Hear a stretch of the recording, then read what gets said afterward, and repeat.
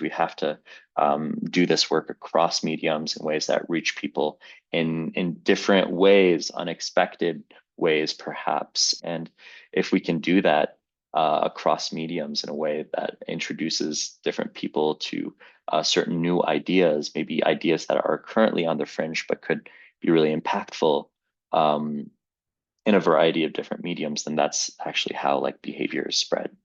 That's how like new ideas are enter the normative context from maybe being in a fringe context. And so, yeah, that's something that we've been really exploring is how do we recruit and engage storytellers across mediums who reach many different demographics to engage and think about how to tell better stories collectively.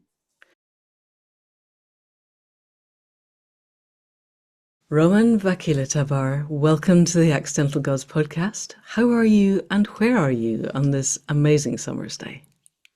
Amanda, thank you so much for the invitation. It's a real honor. I've been a big fan of the show, and you're just so good at asking such beautiful, thoughtful questions. And so Thank you. I'm really excited to be on the receiving end of those questions today. So today I'm calling you from Denver, Colorado, which is home, which is where I was born and raised, aside from a little stint in Los Angeles, where I lived for a little while. But I'm back home, actually in the very house that I was born in 33 years ago. So yeah, Oh, haven't left smart. very far. So yeah. Yeah. Does that mean you spend your winters skiing? All I know about Colorado is that it's a very cool place and it's hot in the summer and it's got brilliant snow in the winter. Is that true? Brilliant snow is a great way to put it. Yeah, I think a lot of people, when they think of Colorado, they think of a place that's a lot colder than it really is. Supposedly, and this is maybe worth fact checking, but supposedly Colorado gets more days of sun than Florida does. We're known to have over 300 days of sunshine. So it's actually a really, really Oh, pleasant place to be. And even in the wintertime, despite the glorious snow, there is a lot of sun. So the snow right. melts very quickly, which is nice because I don't really appreciate the cold weather too much, but I do enjoy Right. skiing. So Yeah. long as the mountains retain the snow, and I'm not freezing my tail off for many All months at is a time. good. Yeah, all Yay. is good. If the world's politics was a little different, I would want to be visiting Colorado, but possibly not at the moment. Yeah, hopefully Alrighty, someday soon. someday soon. So, we're all agreed, if we're on this podcast, that things are looking quite interesting in the evolution of humanity. We're probably at a pinch point. If we want to avoid the total extinction of complex life on Earth, it would be a good idea if we were to change the direction that most of humanity is taking at the moment. And Mm, the direction for me, and I believe for you, arises as a result of the stories that we tell ourselves and each other about ourselves and each other and our relationship with the more than human world. mm. And I've held this view for a while, and I talk to people and they go, "Well, what do you think we should do?" And I say, "Change the narrative." And they look at me like I've suddenly started speaking Chinese. And you are the founder of Pathos Labs, and you really get it. I read the front page of Pathos Labs and the Pop Shift project, and I was so excited that here is someone who actually gets that narrative shift is where we need to be and is working towards it. So, genuinely, I am hugely excited and honored to be talking to you. Tell us a little bit about what Pathos Labs is and how you came to found it. Sure. Well, I appreciate these questions that you're asking, Amanda. The best way to talk about the work that we do is looking at the arc of history, our capacity for destruction that is at a higher scale that has grown exponentially over the course of decades, centuries, millennia. If you look back at the very beginning, our capacity as individuals for destruction was really limited. One individual could only cause as much destruction as maybe the very primitive, simple weapons at our disposal, was whether that was, stones and sticks and fire to some basic extent. But as we've grown, and I'm throwing those air quotes in around the word grown, as we've become more adept at using different technologies, we have at each juncture increased our capacity for destruction tremendously. And a lot of the tools and technologies that we've developed have really been beautiful. And I don't want to be too negative and pessimistic as far as how we've evolved, but we also have adopted a moral responsibility at each juncture to make sure that we don't allow ourselves to use the tools for destruction in ways that weren't previously possible. So, today we're at a point where a single individual could wreak havoc on millions of people, on countries, on communities, let alone like the collective destruction of our planet in many ways, from overexploiting beautiful resources, precious resources. And so what do we do? What do we do if we've seen over the course of many years this exponential rise in our capacity for destruction, not only of destruction of ourselves, but just the precious planet, the other beings on the planet that seldom get enough attention. I think the only antidote to this exponential increase in destruction, or exponential capacity for destruction, is an exponential increase in our capacity for moral restraint, empathy, compassion. Because if we don't increase exponentially our understanding of one another, our moral restraint, our compassion, then because of the exponential growth of our capacity for destruction, we might annihilate ourselves. And it feels more and more likely every year that passes. So what do we do about that? What is the solution? What is the antidote? How do we increase our moral restraint and capacity for compassion and understanding at scale in a way that can reach, the exponentiality that we need in this moment? It's hard, it's tricky.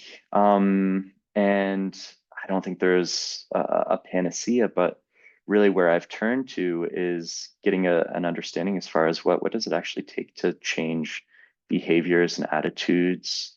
What does it take to change mindsets at scale? And I've been really curious about narrative change as a way to do so. I spent a little bit of time as a research fellow really looking at what interventions are effective, especially given a polarized climate, to change how people feel about different social issues, how people feel about one another, especially people who they consider outgroup members, meaning individuals that they don't necessarily consider part of their quote unquote tribe. And there have been some really beautiful bright spots that I've stumbled upon that really inspired me. And a lot of those bright spots were really connected to the change of dominant cultural narratives, and doing so at scale. There was one example that I had come across when I was doing some research, and it was the story of how in the 1970s, when the United States and the Soviet Union had nuclear missiles pointed at one another, and we were on the brink of a World War III. We were at the brink of a nuclear war that would have had cataclysmic scale and destruction.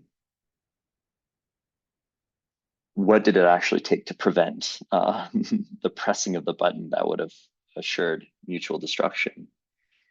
And um, I came across this story. It was actually really beautiful how I came across this story. But I was invited to spend some time with Norman Lear, the famous television creator. He'd created some really prolific shows. All in the Family was maybe the most noteworthy, but The Jeffersons was another one. Some really big TV shows from back in the day. And he, had he was attuned to the fact that entertainment could have a big role in shaping people's ways of thinking, behaving, perceiving the world, perceiving one another. And so at the point when the US and the Soviet Union had these nuclear missiles pointed at one another and things felt very tense, he brought together, he invited to his living room a bunch of fellow TV writers and producers and screenwriters to his living room. He also flew in a bunch of policymakers and experts on the conflict with Cold War experts um, and he brought in Carl Sagan, the famous astronomer, to his living room. Ted Turner was there too of CNN. So it was a really interesting group of individuals who were influential, but also very well versed on the issue before them. And over the course of a couple of days, they brainstormed a bunch of different ideas for shows or films that could reach millions of people and get millions of people to consider what would maybe happen if a nuclear war ensued. And and so this was a story that Norman Lear was sharing with me from his living room, and I was just wrapped with curiosity and fascination. And he was saying that one of the films that came out of that session in his living room was a film called The Day After. Have you heard of the film The Day After, Amanda? It's ringing vague bells. Yes, I'm not. I should know it. I'll look it up. It's a fascinating story. I forget what year it was produced, but it premiered on ABC. It was a television film. I think it was Oh yeah, it 2013. Oh was no, no, no, 1983. yeah, 1983 it was released. And the story is essentially what this small town in rural Kansas looks like immediately after a nuclear war begins with the Soviet Union. And it showed in a very real way the devastation in the United States and how everything really changed as a result of this nuclear war. And it was a scary film. It wasn't necessarily a horror film, but it was a Yeah. film that really got it was seen by over 100 million people when it was screened Wow. on ABC. I think in the 1980s, it was a time when there were only a handful of channels on television, and this was Yeah. one that was this was a television film that was widely seen by the Yeah. United States. That's But a third of the population. It's probably that's more a than that third because the of the population was less population. then. Yeah. I know. Serious. It's crazy. And do you think it And not impacted only, policy? well, yeah, not only did 100 million people see it, but President Reagan at the time also did. And he described the film and sort of credited the film with shaping how he thought about the conflict. Right. And so incredibly important film that really shaped policy, certainly, but also shaped the mindset of hundreds of millions of people. Yeah. And do I give Norman Lear, this television writer, credit for preventing World War III? Maybe that's a big leap, But it's but part of the it's part of avalanche. of part of the feeling. avalanche. Yeah. Absolutely. And this story really inspired me because, especially given the polarized climate that we're in, whether it's in the United States or anywhere around the world, it feels really tense. It feels very polarized. Um, the only way to really change people's attitudes and behaviors is really by shaping their perception of what other people in their social group thinks. Hmm. And so if you can shape this perception of what's normative within somebody's tribe or within their community, that's the only way that you shape their perspectives. So how do we Right. engineer what's perceived to be normative within different Right. social groups, within different tribes, and big tent entertainment, whether it's the day after, whether it's the content that's a bit more ubiquitous today, whether it's social media, YouTube, TikTok, Hmm. television, films, all of that really matters in constructing a perception of what's normative. Yeah. And a more recent example is just perceptions and attitudes towards the LGBTQ community, and how that's changed, drastically within the grand scheme of things, not that many years, No, a few um, decades. a Yeah. few decades. Yeah. And it's a bright spot. And don't get me wrong, there's still policies that affect, the trans community tremendously. There's still a lot of antagonism towards the LGBTQ community, but a lot less so than before. And people are feeling a little bit more, um, feel permission to come out and to find community, because the communities are there and active and protecting them. And it's only with how many people have felt permission to come out, that we've been able to really change how people feel.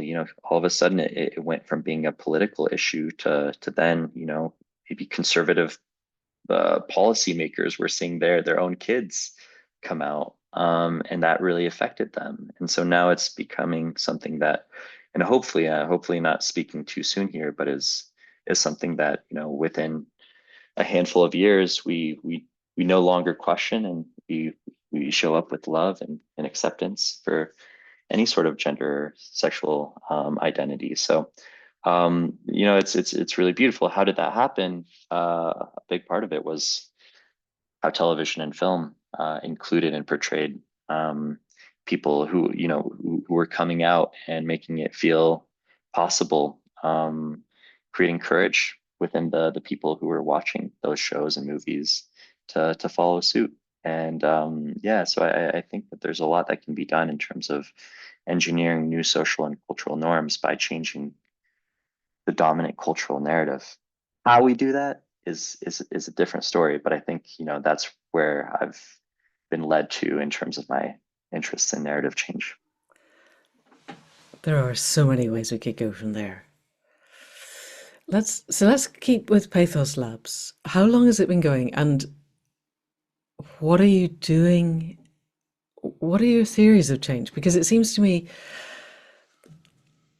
that back in the day of 1983, which is not that long ago, there were the good guys, which was us, and there were the bad guys, which was Russia. And that was the tribalism within the dominant culture of your country and my country. And now the tribalism is within families and neighborhoods and cities, and there's woke or not woke, there's white supremacist or not white supremacist. There's so many fractures that reaching a dominant culture is almost in and of itself a difficult thing, because there are the people who won't watch Marvel movies because there was a woman in a lead role, and that's completely unacceptable, and now they're going off to watch other stuff, or the people who really want to watch it because there was a woman there. I'm really curious now. That's one, is how do we reach dominant culture? And the second is, it has always seemed to me that narrative shift everything from changing the slavery laws in Britain. to civil rights movement in the US, to Gandhi in India, to LGBTQ rights in all of the Western hegemonic nations, we were not trying to change the system, we were changing the franchise within the system. Nobody was saying capitalism needs to end. We were just saying, hey guys, you need to be slightly less nasty to this outgroup that you have previously considered unacceptable. We just want you to change where your outgroup boundaries are. And now we're saying we need total systemic change. At least I'm saying that. I don't think we get through absent total systemic change. And that's a very different ask. It's an internal reframing of, do we really think that we are inherently selfish, that scarcity, separation, powerlessness are the nature of the world? Do we understand that our connection to the more than human world is as important as our connection to each other? And can we heal the internal civil war that most people find within themselves, because that then gets projected outwards into the external civil wars? And it seems a much bigger ask than, wouldn't it be a good idea not to have nuclear war, which is basically a yes or no question to which most people are going to go, yeah, that's a good idea. Let's not have nuclear war. There are very few people going, no, nuclear war is a jolly good idea. Whereas now, I don't think that many people want the extinction of complex life on Earth. But there are plenty who will argue that that's not actually on the cards, and so we don't even need to worry about it. We're in a different landscape. So that was a lot of questions all wrapped up. Pick whichever one is most alive for you, and we'll get to the others in due course. Yeah, I think all of that is real. I think I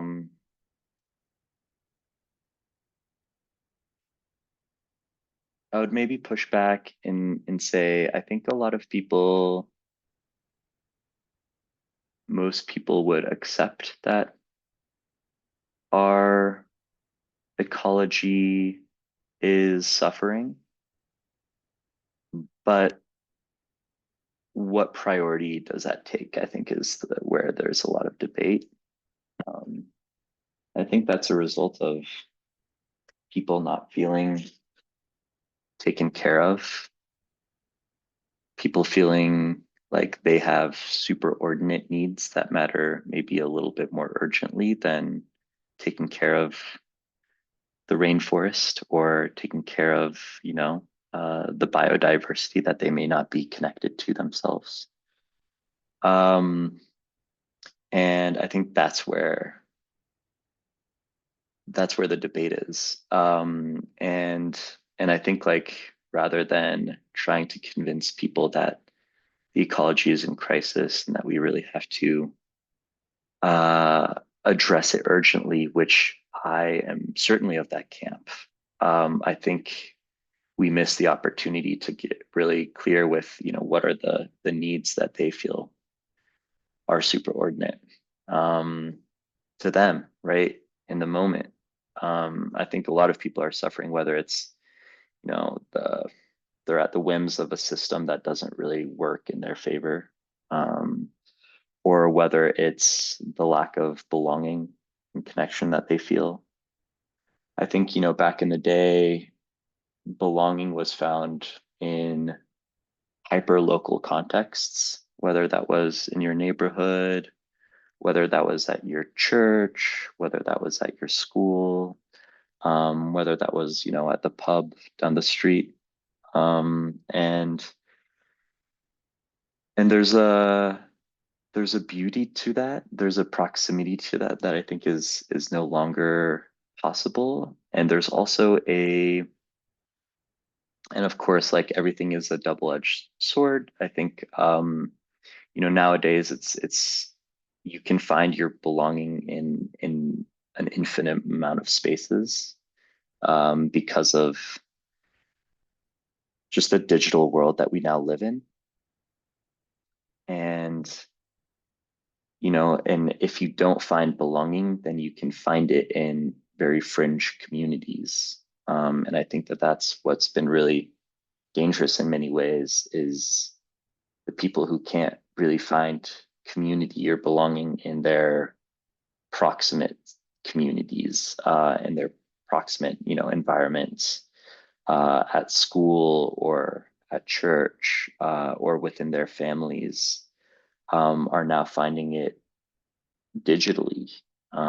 It's why I think there's, such thing as a flat Earth community, right? Because a lot of people have found really beautiful, meaningful, enriching communities, where they've finally felt belonging, and have been able to not be stuck in a community that doesn't humanize them, for who they are, or what they think, or how they act, or so it's a beautiful thing, but it's also, like we're not designing enough for belonging. I think if we want to take care of our biodiversity, and take care of our ecology, and take care of our species, but the thousands, the millions of other species on this planet with us, we have to start with, creating cultures of belonging where everybody feels belonging, and don't have to find it in fringe communities.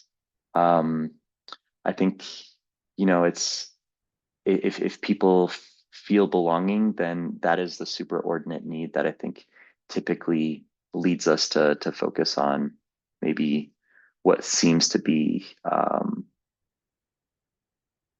subordinate needs to us in our current moments. I think, like, thinking about the future is really hard when the present moment is difficult, um, when we're missing something really important to us in the present moment. And so I think it's, if we really want to build a future world, we also have to create a dynamic where people in this present moment feel taken care of.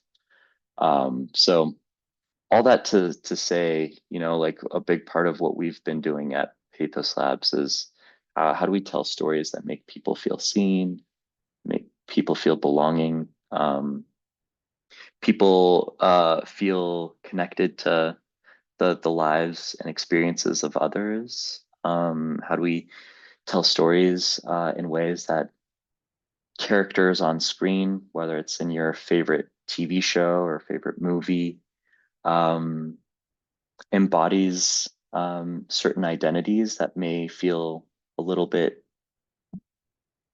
distant to you, but in ways that create that connection that I think we really need to create. How do we widen that in group, and sort of challenge the fracturing of communities across, very small, like, disparate fringe communities, that traditionally, mostly, exist in the digital sphere. So that's like a big question that we've been asking, is what does it look like to scale a lot of these stories? Because it's one thing to tell stories, but if few people are there to receive the stories, then it may not actually have the effect on creating new norms, engineering new norms, creating compassion at scale, creating understanding at scale. So, one big question that we're also asking, in addition to what kinds of stories do we need to tell, is how do we tell those stories in ways that reach the level of scale that we Right. we really need right How do you now? reach 100 million people now when Right, everyone's in their own little camps that are all smaller than that? precisely. Yeah. How do So you? that's yeah. So, it's such a fragmented, um, media ecosystem that we live in today. Whereas in 1983 you could reach 100 million people Right. through a television film. Today is near impossible to reach that many people How through. many do the really big, I don't know, Marvel franchise or something, they may not be the biggest, but the biggest Hollywood or Netflix or whatever, how many people are they reaching, do we think? Not as many as you think, Okay. unfortunately. And again, like, it's a wide, uh, it's just a broad range, but, you would be lucky if you're on network television today, say, an NBC show on prime time. You would be lucky if you're getting 4 or 5 million people tuning in. um, at least here in the United States. And so it's become Flipping heck. just a very different media landscape that we live in. So it makes it a lot harder to reach the level of scale that was once possible not super long ago. Because But a it TikTok becomes influencer is going to outdo that with a 3 minute video on a 30-second video on TikTok. certainly good. Absolutely. Yeah, absolutely. Right. And I think there's still something to be said. I wouldn't necessarily go out and say that a TikTok influencer has more influence than a television show. I think there's a differing level of emotional investment Okay. Yes. that really matters and needs to be considered as part of the picture. But in terms of mere eyeballs, certainly a TikToker could reach more eyeballs than a well-trained, very well-respected television creator could. So, yeah, very different landscape today than what was not too long ago. Um, so we've been trying to figure out, given this fractured media landscape, where everything is so diffuse, what does it look like to organize culture creators across different mediums Hmm. to come together uh, in coordination and Right. collaboration so that we can depict stories in ways that reach different demographics through Right. different mediums, through different genres of television, or through different kinds of content, whether it's a YouTube channel or whether it's, a TikToker, or whether it's, a podcaster, etc. And what Or a does it look Marvel like, movie. It's yeah, or you've a got to Marvel have it all movie? at scale. Exactly.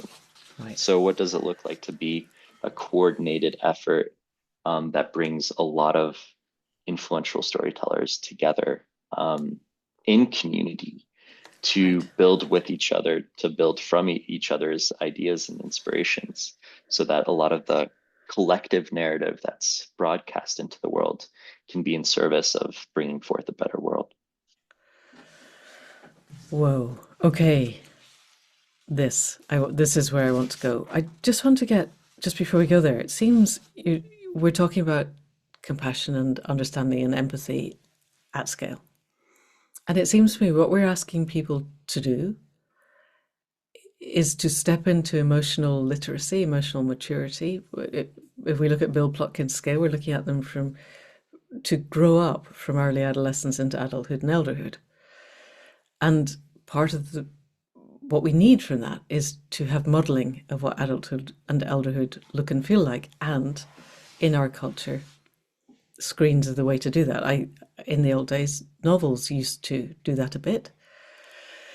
But you're doing that at the same time. So this is where I want to go. Your future space camp, or however you're effectively doing the same as bringing a whole bunch of Carl Sagan and policy wonks and writers all into somebody's living room.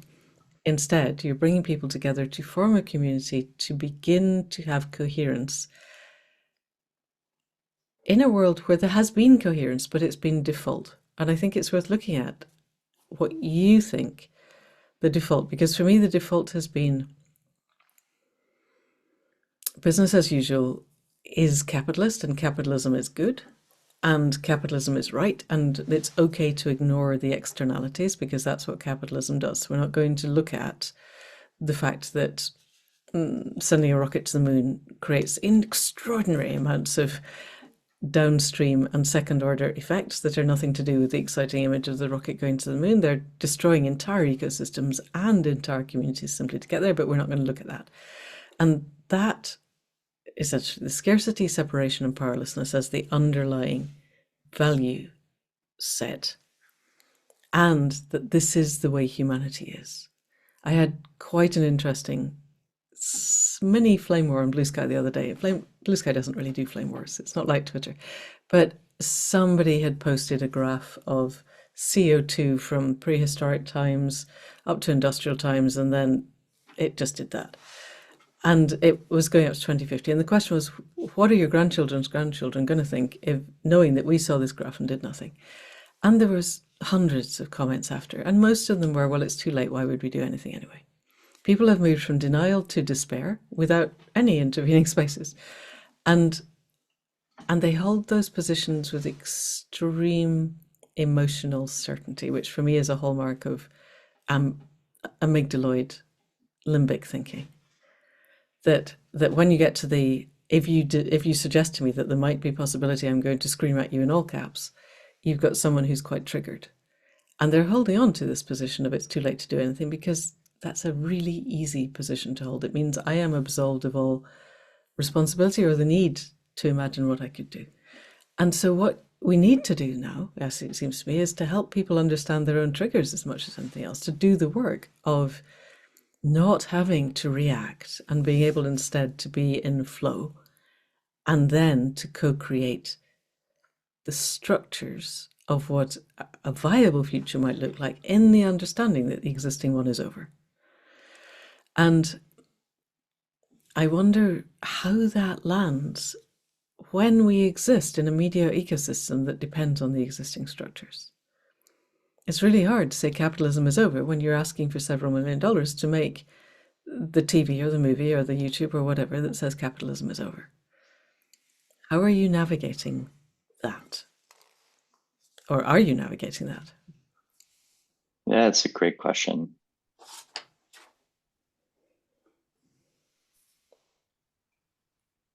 Yeah, I think we're certainly trying to navigate that. It's in the zeitgeist, right? So many people feel like the system, the economic system is not working. Um, I don't think we really know why it's not working. And maybe people have a different, some people are a little bit more systemic in their assessment, where it's like, oh no, it's the system that's not working.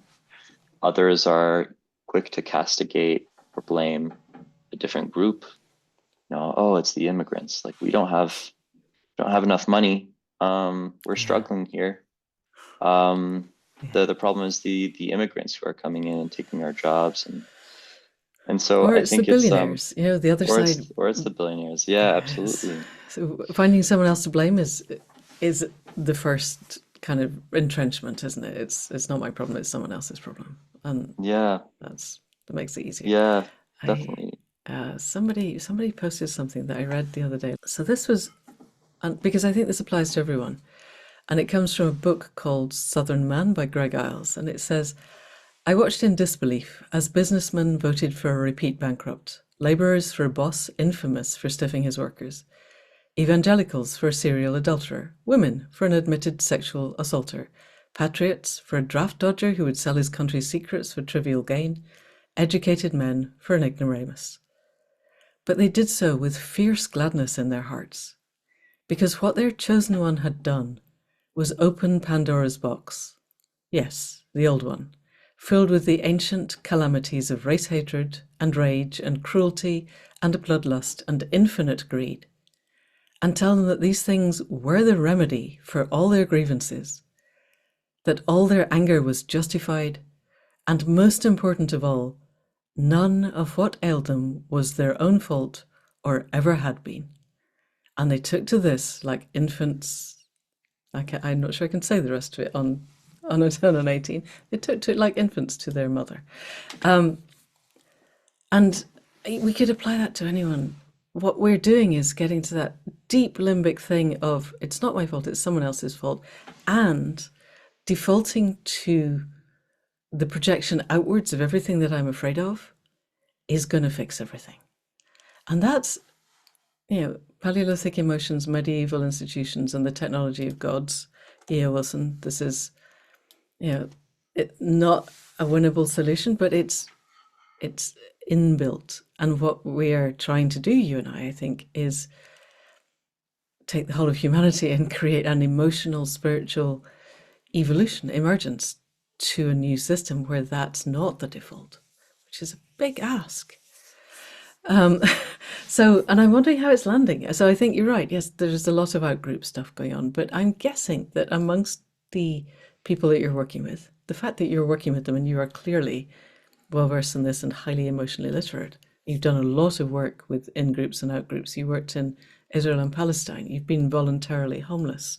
There's a lot of stuff that you've done to bring yourself to a space where you can respond fluidly rather than react from triggers.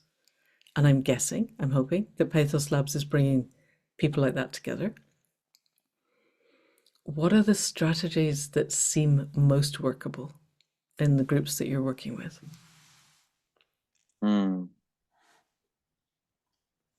It's a really good question.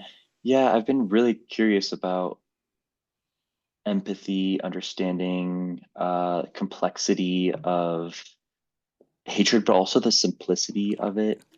Um, the the fact that it feels it feels good to A, absolve ourselves from blame, but B, strengthen our own belonging within different ideological or religious or different groups as a result of creating sort of constructing an other, an enemy.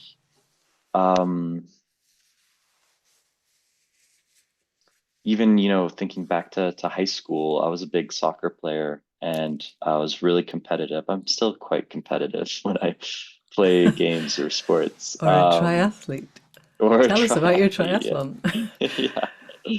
I can share about the triathlon another time, um yeah, the sense of competition, the sense of my success is dependent upon winning over somebody else, I feel like that's, if we think about a lot of the narratives that we've consumed from the moments when we were really young, the good versus evil, the success versus failure, a lot of these paradigms have been indoctrinated within us at such a young age, not in a nefarious way, but in a lack of imagination way, in a way where, we have limited ourselves to stories that are relatively devoid of complexity, A versus B, good versus bad, this versus that, left versus right. And I think we all aspire to fit into this sort of hero's journey as we know it in some way. And unfortunately, the way that we've constructed this hero's journey is overcoming and defeating the bad, defeating the right, defeating the left, defeating the immigrants, defeating the aggressors, defeating those who stand in our way. And I think that is taking a toll on us all in an emotional way that we haven't maybe made sense of collectively yet, but also from a planetary systems perspective as well. Yeah, and where I'm seeing all these dynamics being inflamed right now, politically, socioeconomically, geopolitically, and it's uh, it's I think just a byproduct of our indoctrination into that like this versus that mindset. Um, and yeah, so, part of my explorations when I was a little bit younger, as far as trying to experiment with putting myself in different environments and was really focused on challenging certain perceptions I had about situations or about other people, and realizing through those explorations how quickly I was wrong, how off base I was with my perceptions, even if they weren't, negative uh, perceptions or ideas about a situation or a group or an experience. They were just wrong and incomplete so often. And so, even after the Trump election, the first Trump election in 2016, I found myself driving across the country to one of the most conservative counties in the country. Uh, this was a county where I think it was 86% voted for Trump. And I spent several weeks there just with a curious mind, trying to understand rather than, place blame, but really trying to understand. So ended up, also having to be vulnerable and in this environment where I didn't know anyone was there on my own. And um I I was, yeah, I posted up at a couple of restaurants and, sat with people, asking them questions. And eventually, like, people invited me to stay with them. People invited me to join them on hikes. I ended up shooting guns. I'd never shot a gun before, and I ended up learning how to shoot a gun, which, I'm definitely not fond of guns, and didn't see myself partaking in that experience before this trip, but found myself shooting guns with the head of the NRA in Oklahoma, the head of the Oklahoma chapter of the NRA, and that was a fascinating experience. And he invited me to his home where he showed me his armor full of guns. And and we went out into on his property in a very remote area, and he was teaching me how to aim. And it was these moments where, again, like, I'm not advocating for guns, and that experience was not one where it convinced me that guns are right, but just sharing experiences with other people and hearing their perspectives, and also seeing how differently they were raised than how I was raised, in a city with immigrant parents. Um, and so those experiences really shaped me. And, a lot of my judgments or prejudgments going into this trip were quickly overturned, with a more nuanced perspective and a more, you know, uh, like a bigger space in my heart for the challenges and the experiences of these individuals that had challenges that I hadn't necessarily experienced myself. And so I think it's so easy for us to place blame and castigate others, and so difficult to try to actually have those experiences where you challenge those misperceptions or preconceived notions of others. But how do we do that at scale, right? Like, I think that's really what led to the creation of Pathos Labs, in the first place. And I started the organization after that trip. But how do we change how people feel about one another in a way that is scalable? And the evolution of the organization, it was a very circuitous route to the work that we do now with TV writers. But it started off with creating. So I went back to that community and I created a virtual reality experience, in that rural community. And really, the idea was for other people in bigger cities to have that experience that I had. Um, and at the time, this was 2016, virtual reality was a technology that I thought was going to scale at a faster rate than it really did. But I did end up traveling across the country, sharing this virtual reality experience with people in all sorts of communities that probably had the same, assumptions or misperceptions than I did before I embarked on that journey myself. And so that's what started the organization. And then, I think the question of scale has been one that's been really interesting to me. Like, okay, even the VR and taking this experience on the road across the country was, one person at a time behind a headset. Um, Albeit, a reduced experience. It was like a 8-minute experience, and could be scaled that way a little bit more than actually having to travel to that community and spending a couple weeks there. But still, I felt You're not going to like, reach 100 million people at 8 minutes a you can't time. reach, yeah, That's you not going to can't reach happen. 100 million people. So that's when we started to think about, like, how do we actually work with the content creators that are already creating content, that millions of people are engaging with.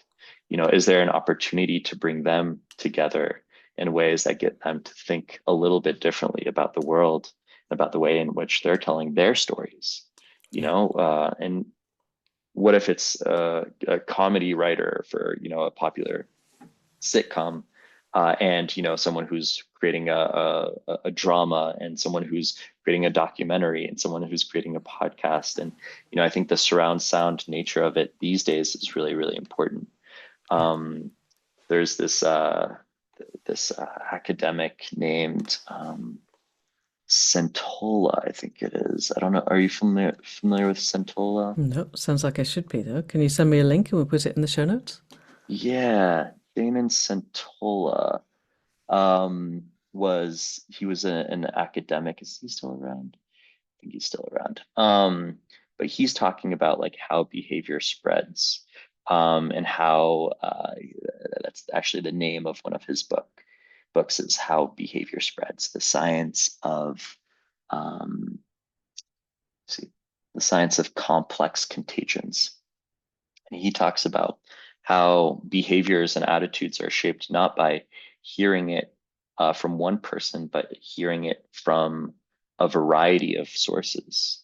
And the more that you're able to hear it from a variety of sources, the more likely it is to shape your perceptions of that being like a normative idea or concept. And so, I've been thinking about that idea. It's like, okay, we have to change the mediums. We have to do this work across mediums in ways that reach people in different ways, unexpected ways, perhaps through maybe a page that they follow on social media, to a podcast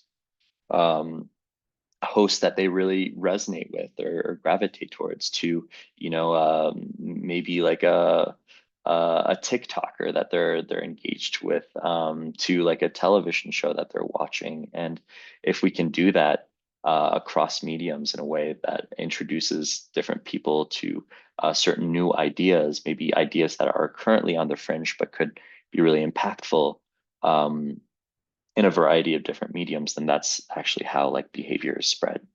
That's how like new ideas are enter the normative context from maybe being in a fringe context. And so, yeah, that's something that we've been really exploring, is how do we recruit and engage storytellers across mediums who reach many different demographics, to engage and think about how to tell better stories collectively.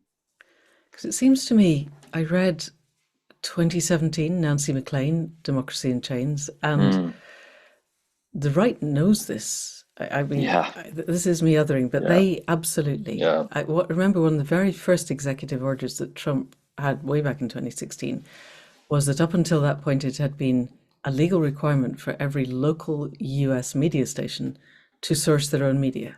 yeah. And he wiped that one off the board. And within a couple of months, somebody whose name I've forgotten, with one of the billionaires, had bought up all the Hmm. local media stations in the US, and suddenly they were all putting out the same stuff, and it was all pro-Trump Yeah, propaganda.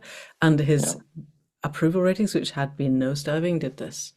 Hmm. And they know. And watching it over here in the UK, the narrative of Brexit, which Hmm. before 2015, it was like number 16 on people's priority list.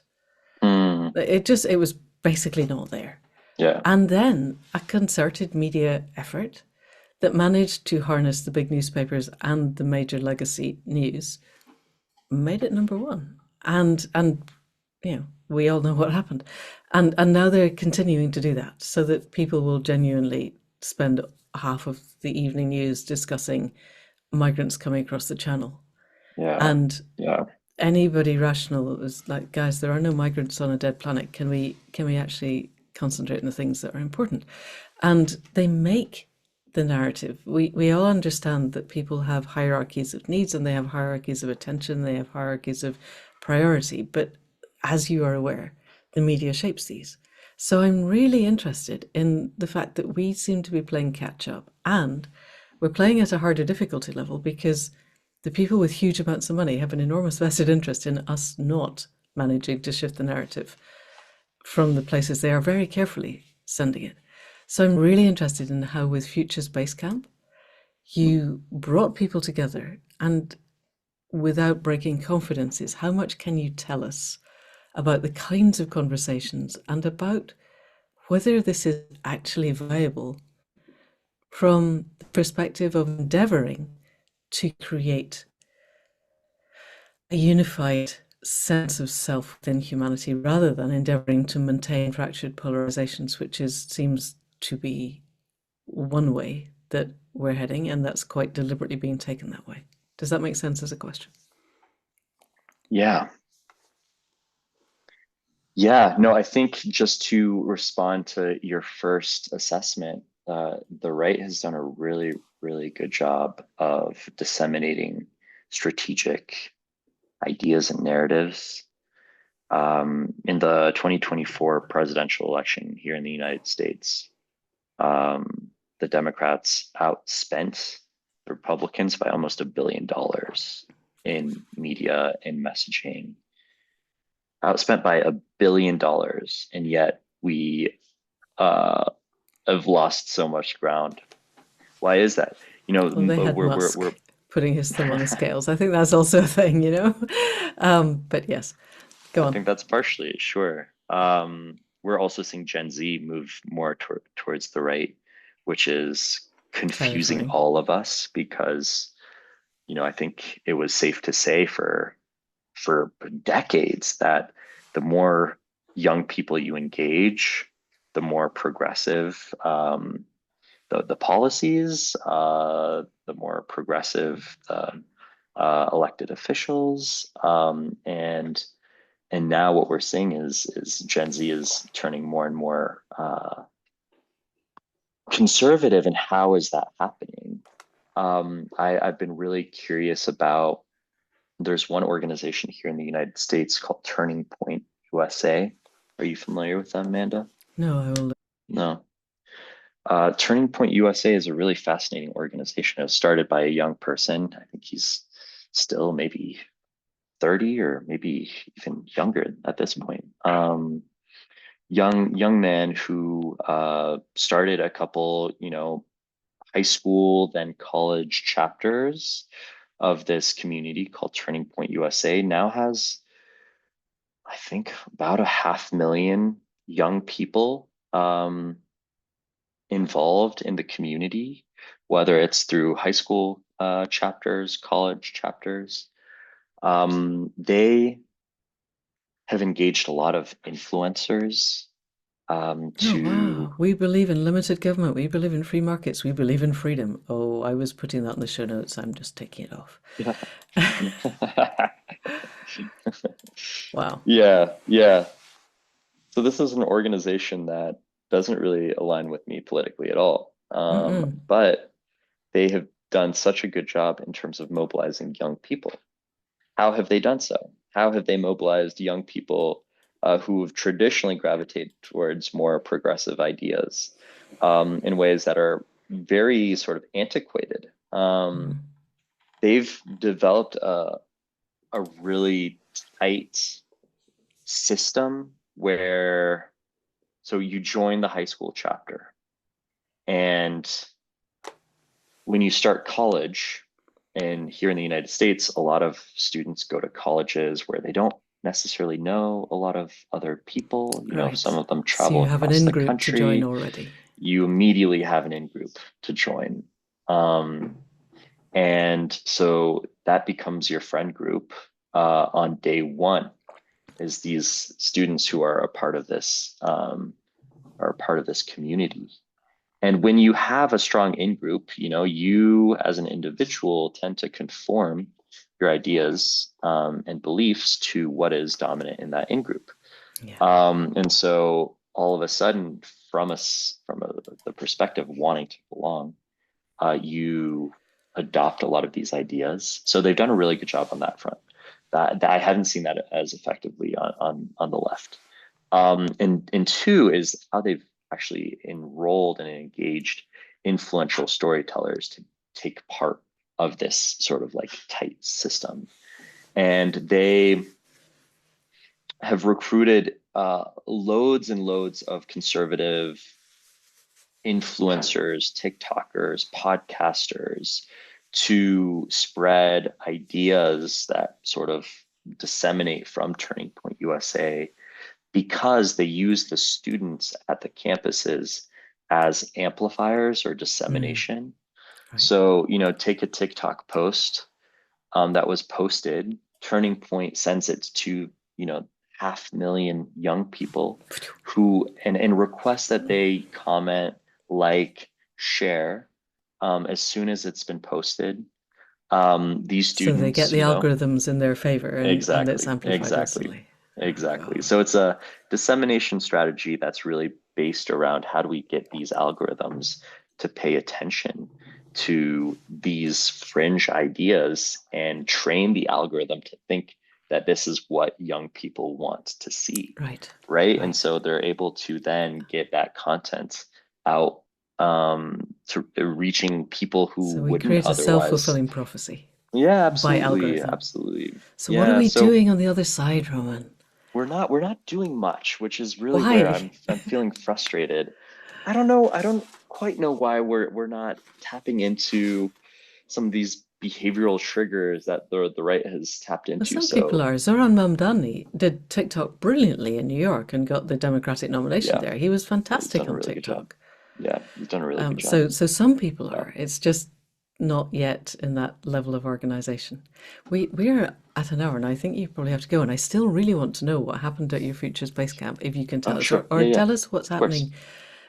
There must be some things that we're doing. Please tell me that some of the people that you're talking to are joining together in like-minded groups and have a sense of a narrative that could begin to shift in the Yeah. other direction, or at least in a So yeah, more Futures emotionally literate Basecamp direction. was an experiment with, how do we take what Turning Point USA has done well, for example, bring storytellers together in a way where they're working on content together, thinking about ways in which we can depict a better future together, whether that was, a YouTube creator or a social media influencer or a video game designer or we had the creator of Foundation in the room. We had the showrunner of The Walking Dead in the room. We had writers on The Handmaid's Tale in the room. We had um, the showrunner of Yellow Jackets in the room. We had just incredible television big names. We had the son of uh, Gene Roddenberry, who created Star Trek in the room, who now owns the franchise, the Star Trek franchise, in the room to imagine together how can we tell stories that we can scale to millions of people that inspire us to believe that the future is worth protecting, to inspire people to believe that we all collectively, especially, have power in setting forth a we all have collective power in creating the future that we aspire to have. And also to help unpack some of these really complex systems that seem that they're doomed beyond measure. I think it's one thing to speak about bringing hope to people in a very generalist kind of way. But unless we get really concrete in terms of the details of what some of these systems could look like, hope alone won't actually be that helpful because there's still going to be yeah, there's a black box in terms of what we actually have to do about it. And so a big part of it was how do we demystify the pathways to getting towards better systems and better structures and telling stories that can offer uh, audiences a glimpse of what that could look like, whether it's democracy, whether it's ecology, whether it's um, Different economic systems, that different absolutely, ways whether of it's governance. justice, whether it's Yes, governance, yes. absolutely. And so we spent several days in Joshua Tree, under the stars, brainstorming some of these ideas, imagining what these futures could look like, understanding how we could disentangle some of these systems that seem so complex and intractable to telling stories in ways that make some of these complex systems changeable, maybe incrementally so, but still changeable. So it was a fantastic time and experience. And ultimately, our goal was also how do we build community amongst these creators so that they feel connected through this shared mission, so that it's not just a provocation for them, but it's a community that provokes one another and continues to entertain one another through, the questions that will hopefully continue being asked far beyond just, a couple days in the desert. And that was happening late spring, early summer, and we're recording this early August. And I'm wondering, have you had much feedback? Are the things, concrete things, arising from this that we might see on our screens at some point? Yeah, it's really cool. There have been just a variety of different level. So there's some YouTube creators that are now thinking about ways in which they can leverage their many millions of subscribers and their reach to them in ways that can support some of these ideas. We've got a couple follow-up sessions too to deepen and to get a little Yay. bit more pragmatic in terms of what the creative might look like. I think it's one thing to better understand systems as storytellers and a different process to think about like how that translates to creative content. So that's some work that we're going to continue to do. We've Mhm. got a couple big projects specifically as it relates to these questions, but more focused on AI. So how do Right. we, especially given the fact that we're seeing this big shift in how systems will comport themselves as a result of this new infrastructure that now Hmm. exists.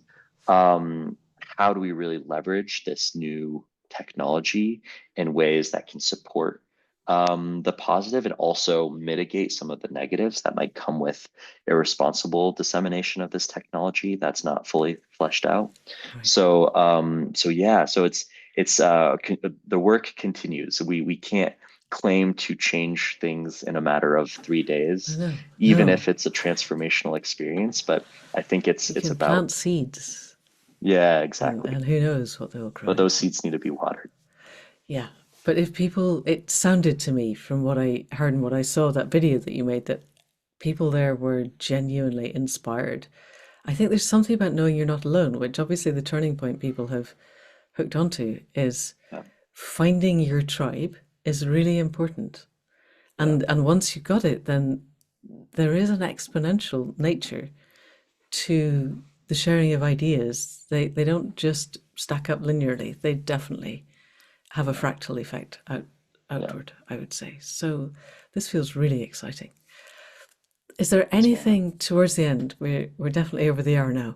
Is there No anything worries. else that you're exploring into that we can inspire people with?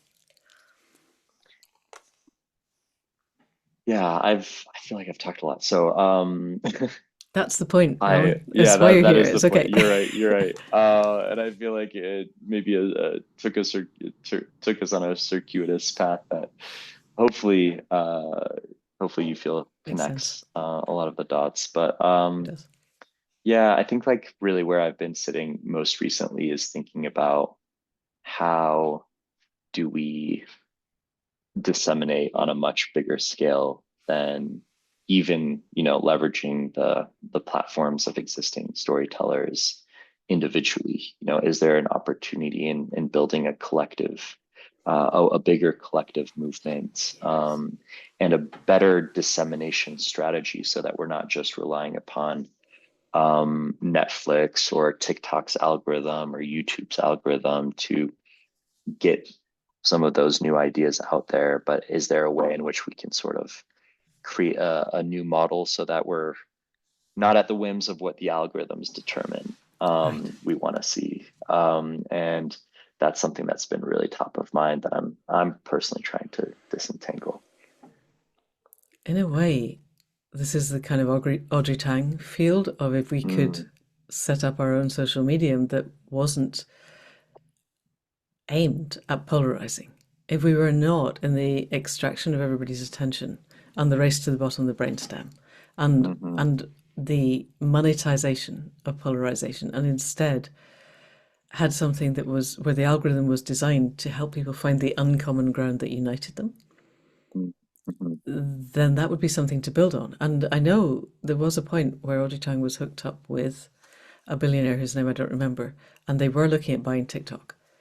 And clearly Yeah. that didn't happen. But the algorithm was Project ready, Liberty. Yeah. set to Frank go. Yeah. McCourt. Yeah. Hmm. Yes. And so neither of these is a stupid individual. I am guessing that if we talk to either of those, they're probably still trying to make that happen one way or another. Yeah. And that if it could be made to happen, everybody that I know who wants the continuation of complex life on Earth, which is setting the bar pretty low, would be very happy to join something that had functionality of Facebook and didn't feel like it was directly feeding into fascism, basically. Yeah. Yeah. Um, if we could find the money and the finance, I mean, it all comes down to the fact that we need to end capitalism, but we need to use the tools of capitalism to do it. And we're not nearly as good at that as the people who were depicted in Democracy in Chains, sadly. But there Yeah. must be a way. But I think it's also I think there absolutely is a way, but how do you do so in a way that's I think it's hard from a business standpoint. I Right. think businesses depend upon these algorithms, depend upon, getting to the Yeah. bottom of the brainstem, Right. because that's where people are most Yeah.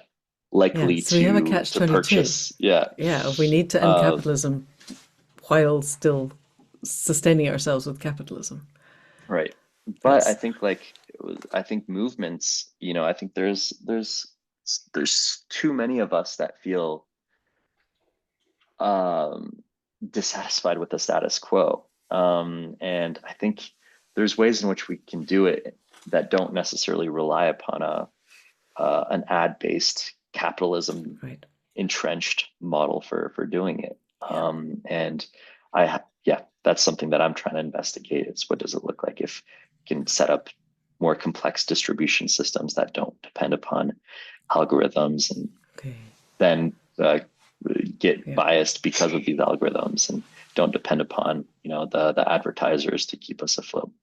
So anyways, that's the Okay. current That sounds really exploration, and maybe we exciting. can talk about Yeah. that next time. Yes. Yes. Okay. You're right. But my yeah, all my lights went on, and I was thinking, yeah, this is. But let's talk about that later.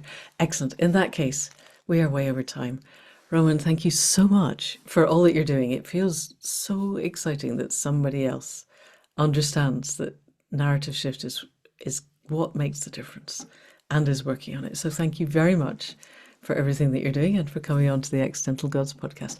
I look forward to another conversation sometime soon. Thank you. Absolutely. Likewise. Thanks, Panda.